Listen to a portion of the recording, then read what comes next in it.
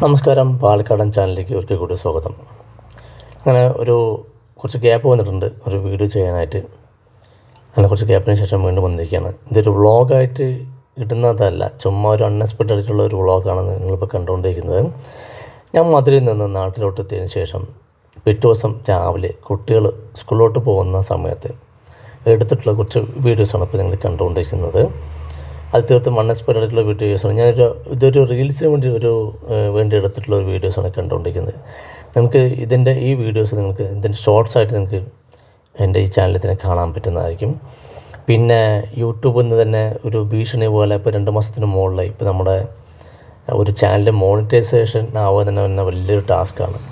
അപ്പോൾ ആയതിനു ശേഷം നമ്മൾ വീഡിയോസ് ഇടാതിരുന്നു വെച്ചാൽ അത് ചാനൽ തന്നെ മൊത്തം ഒരു പൂട്ടിപ്പോകേണ്ട ഒരു അവസ്ഥയാവുന്നതുകൊണ്ടാണ് ഞാൻ വീണ്ടും ഒരു വീഡിയോസായിട്ട് വന്നിരിക്കുന്നത്. പഴയ പോലെ വ്യൂസൊന്നും കാണുന്നില്ല. അതൊരു വലിയ പ്രശ്നം, തീർത്തും ഒരു നിരാശ ഉണ്ടാക്കുന്ന സംഭവമാണ്. അതുകൊണ്ട് ഇതാണ് ഞാൻ കുട്ടികൾ സ്കൂളിലോട്ട് പോയി. പിന്നെ ഞാൻ ഈ വീട്ടിൽ എന്താ പറയുക, കീടനാശിനി പുല്ല് കരിയാനുള്ള ഒരു മരുന്നാണ് പഠിച്ചുകൊണ്ടിരിക്കുന്നത്. കാരണം കുറച്ച് ഗ്യാപ്പായിട്ടുണ്ടായിരുന്നു ഈ പുല്ല് വെട്ടിയിട്ട്. അതിനുശേഷം വളരെ അലസമായിട്ട് കുറച്ച് നേരം വീട്ടിലിരിക്കുക എന്നുള്ളത് എൻ്റെ വലിയൊരു ഹോബിയാണ്. പോയി കുറേ നേരം ഇരിക്കുക. അങ്ങനെ ഞാൻ എൻ്റെ വീട്ടിൻ്റെ സ്വന്തം വീഡിയോ TV-യിൽ കണ്ടുകൊണ്ടിരിക്കുകയാണ്. ഒരു അലസമായിട്ട് നമ്മൾ സിനിമ തിയേറ്ററിലിരിക്കുന്ന പോലെ ഇരുന്നിട്ട് ആ ഒരു പ്രതീതിയാണ് ഞാൻ മനസ്സിൽ വിചാരിക്കുന്നത്. അങ്ങനെയാണ് നമ്മൾ സിനിമ തിയേറ്ററിൽ കാണുന്ന പോലെ പ്രതീതിയാണ് സ്നാക്സൊക്കെ ആയിട്ട് കഴിച്ചുകൊണ്ടിരിക്കുകയാണ്. അപ്പോൾ പിള്ളേരെ പഠിച്ചാൽ വേറെ ആരും ഇല്ലല്ലോ, അപ്പോൾ ഒന്നും ചെയ്യാനുമില്ല. കാരണം പണിയെല്ലാം 9 മണിക്ക് മുമ്പ് തന്നെ കഴിഞ്ഞു. 9 മണിക്ക് മുമ്പ് കുട്ടികൾ സ്കൂളിൽ പോകുന്നതുകൊണ്ട് ഭാര്യയുടെ അമ്മയൊക്കെ ഉള്ളതുകൊണ്ട് നേരത്തെ പണിയെല്ലാം കഴിഞ്ഞു. ഇനി വേറെ ഒന്നുമില്ല. അപ്പോൾ ചുമ്മാ അങ്ങോട്ട് ഇരിക്കാനല്ലോ സമയത്തിരിക്കണം. ഞാനും ഭാര്യ മാത്രമേ ഉള്ളൂ.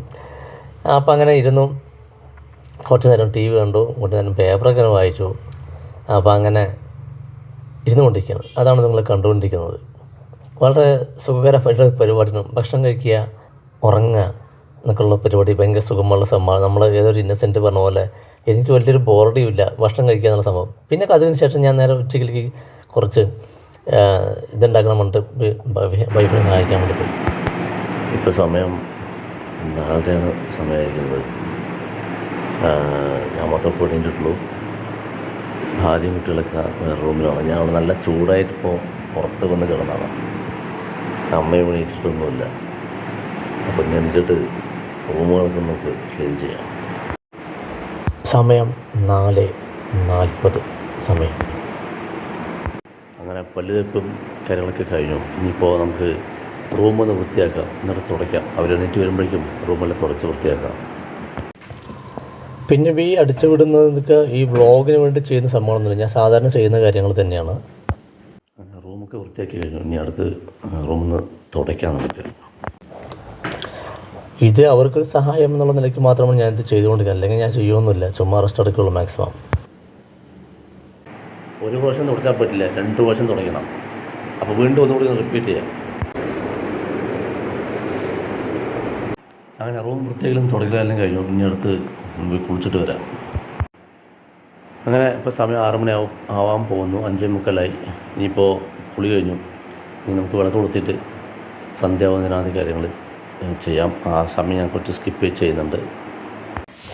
കുളി കഴിഞ്ഞ അവിടെ തന്നെ വിളക്ക് കത്തിക്കുന്നതായിരിക്കും വീട്ടിൽ. അമ്മയെല്ലാം ഇട്ട് മുറ്റെല്ലാം അടുത്ത് വാരി തുടങ്ങിയത്. ചന്ദനത്തിരി എല്ലാ റൂമിലും കൊണ്ട് കാണിക്കും ഞാൻ.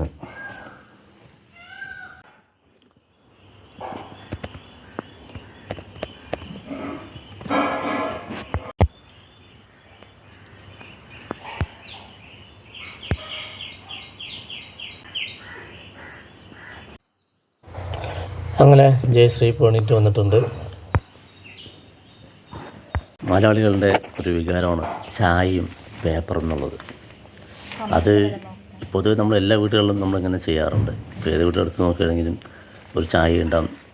രാവിലെ എണീച്ച ഉടനെ ഒരു പേപ്പർ മറിച്ച് നോക്കുക എന്നുള്ളത് ഇത് മലയാളികളുടെ ഒരു പ്രത്യേക വികാരമാണ്. പൊതുവെ കണ്ടിരിക്കുന്ന എല്ലാ വീട്ടിലും ഞാൻ കണ്ടിട്ടുണ്ട്. ഇതുപോലെ ചെറുപ്പം മുതൽ കാണുന്ന സംഭവം തന്നെയാണ്. നോളെ പണിയിട്ട് വന്നിട്ടുണ്ട്. കുറച്ച് ബ്രെഡുണ്ട്, അത് നമുക്ക് പക്ഷികൾക്കും മറ്റൊക്കെ വെച്ച് കൊടുക്കാം.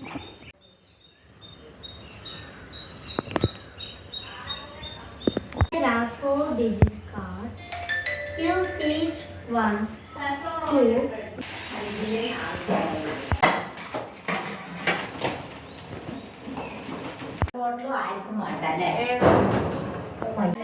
ഹോംവർക്ക് എഴുതണം. 3, 5, 6, 7 and 0. വീട്ടിൽ പിന്നെ സ്ഥിരം വരുന്ന കുറച്ച് പക്ഷികളുണ്ട്. ഇപ്പം മയിലാണെങ്കിൽ ശരി, ഈ അണ്ണനക്കിണറാണെങ്കിൽ ശരി, കാക്കകൾ, അതുപോലെ തന്നെ കുരുവികൾ, വിവിധ തരത്തിലുള്ള വേറെ തൊപ്പിക്കാരൻ പക്ഷി, അങ്ങനെ ഒരുപാട് സംഭവങ്ങളൊക്കെ ഉണ്ട്. ചെറിയ ആള് പണിയിട്ട് തുടങ്ങി. ഡൈനിങ് ഹാളിൽ അവിടുത്തെ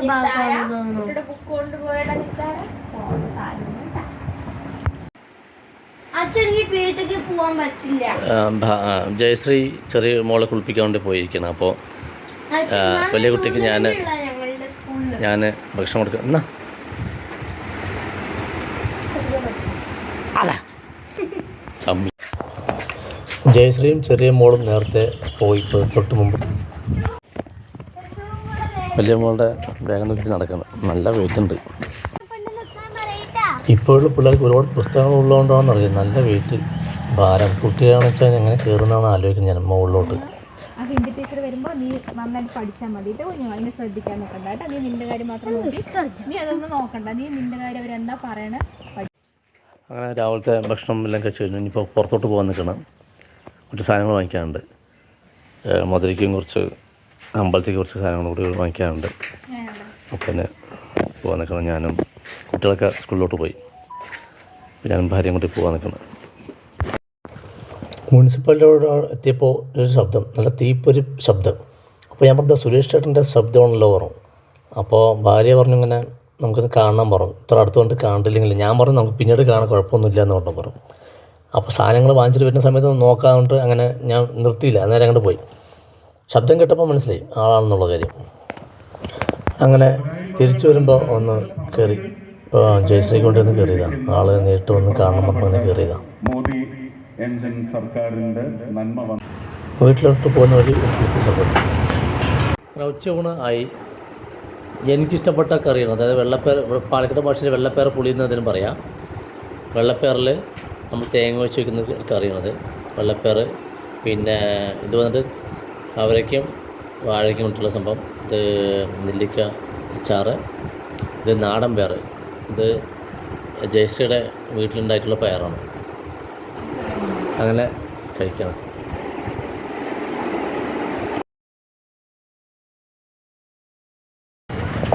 ഞാൻ നാട്ടിൽ വന്നു കഴിഞ്ഞാൽ ഒരു റൈഡ് പോകുന്നുണ്ട്. പക്ഷേ അത് ചെറിയ മോളിൽ കൊണ്ടുപോകാൻ പറ്റിയ ബൈക്കില്ല. അപ്പോൾ അവളെ കുട്ടി വന്നതാണ്. അപ്പോൾ ഈ കുട്ടികൾക്കും ജയശ്രീക്കും എന്താ വെച്ച് കഴിഞ്ഞാൽ ഈ കാളൻ, അതുപോലെ തന്നെ ഈ പാനിപ്പൂരി അതൊക്കെ ഭയങ്കര ഇഷ്ടമാണ്. അപ്പോൾ അങ്ങനെ കോട്ടയം മൈതാനത്ത് പോയിട്ട് വാങ്ങിച്ചിട്ട് വീട്ടിലോട്ട് പോകണം. നാളെ രാവിലേക്ക് പോകാനുള്ള നമ്മളൊക്കെ വാങ്ങിച്ചിട്ട് പോകണം. ഞാൻ നിങ്ങൾക്ക് ലെഫ്റ്റ് സൈഡ് കാണുന്നത് കൃഷ്ണ മേനോൻ പാർക്കാണ്. പഴയൊരു പാർക്കാണ്.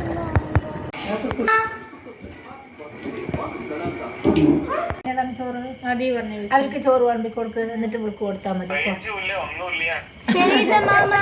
അങ്ങനെ അളിയൻ സ്ഥിരം വിളിക്കുന്നതാണ്. രാത്രി വിളിക്കും, വീട്ടിൽ വിളിക്കും, സംസാരിക്കുന്നതാണ്. പിന്നെ ചേച്ചിയുടെ മോനെ ഉണ്ടാക്കാൻ വേണ്ടി വന്നത് 8 ദിവസം.